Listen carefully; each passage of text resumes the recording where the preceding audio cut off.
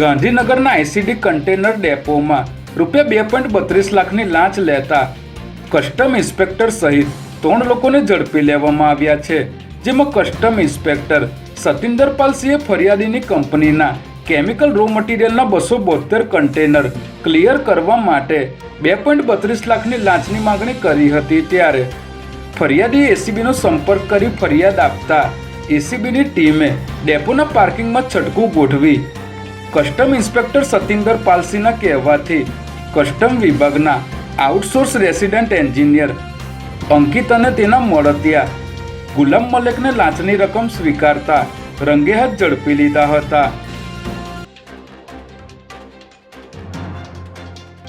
એક જ દિવસમાં પીસીબીની ટીમે વેજલપુર અને સરદારનગર વિસ્તારમાંથી વિદેશી દારૂની 2337 બોટલ ઝડપી પાડી છે,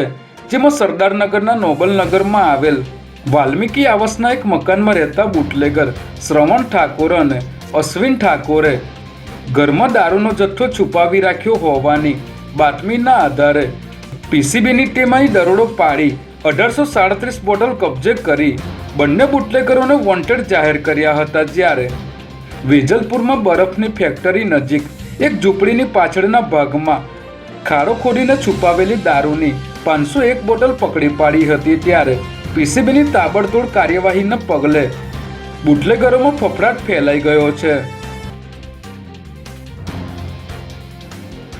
જમાલપુર વિસ્તારમાં બિનપરવાનગી ઊભું કરવામાં આવેલ રેસિડેન્શિયલ એકમ પર બુલડોઝર ફેરવવામાં આવ્યું છે, જેમાં કબજેદાર દ્વારા જમાલપુર વોર્ડમાં લાંબી શેરી નંબર 1 પાસે આવેલ નવી મસ્જિદ નજીક પરવાનગી વગર જ ગ્રાઉન્ડ ફ્લોરથી સેકન્ડ ફ્લોર સુધીનું બાંધકામ કરી દેવામાં આવ્યું હતું અને વારંવાર નોટિસો આપવા છતાં આ બિનપરવાનગીનું બાંધકામ ચાલુ રાખવામાં આવતા